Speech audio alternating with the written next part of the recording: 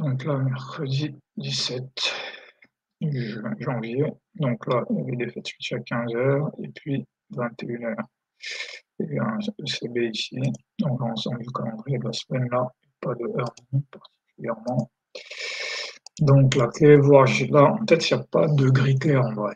Ah, dans ce marché, j'ai pas de gris clair. Donc il ne faut pas être agressif, voire même ne rien faire. Ça aussi, c'est un truc auquel il faut commencer à penser. Quand j'ai pas de gris clair, comme j'ai pu avoir la semaine passée, il vaut peut-être faire une pause.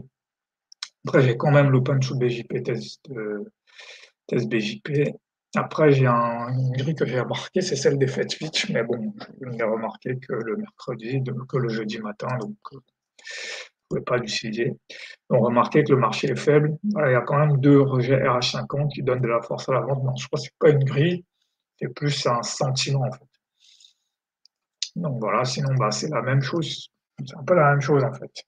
Les trappes ici, c'est juste que là, j'ai pas vraiment de grille, donc j'ai du mal à me positionner sur le marché.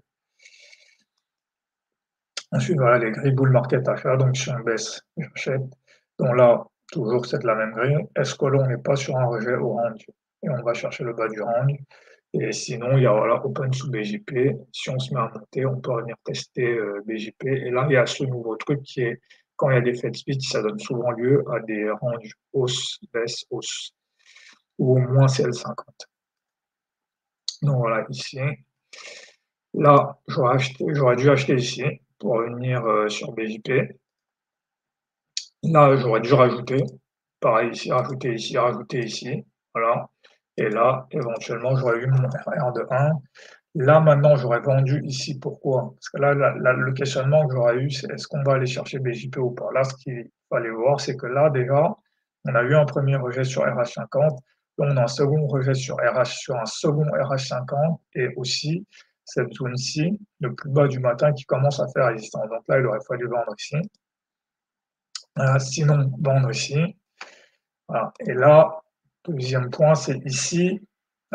Ici, j'aurais eu tendance à acheter. J'aurais eu tendance à acheter ici en me disant, là, c'est le range, mais en fait, ce qu'il fallait voir, c'est que là, on peut aller chercher la leg 2 de ce mouvement-là, la leg 2 de cette baisse, voilà. Et si on vient chercher la leg 2, donc j'aurais eu tendance à vendre ici.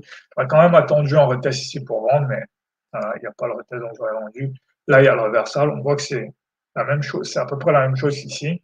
On a ce premier faux reversal, et là on a le second reversal, et donc à partir d'ici, il fallait se positionner.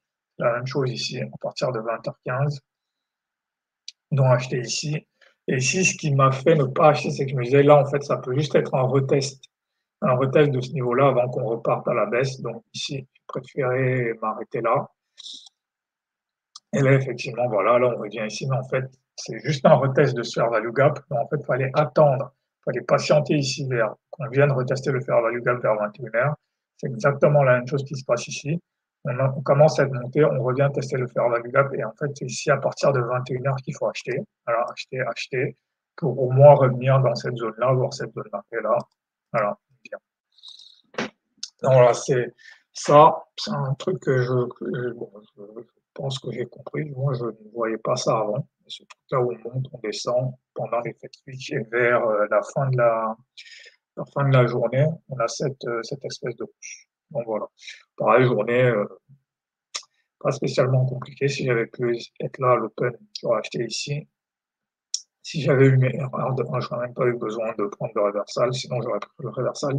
Et si je me serais pris le SL, parce que ça reste un bon trade, on revient tester le plus bas de la session US, c'est un achat. Ici, j'aurais hésité parce que j'avais pas vu ce truc-là.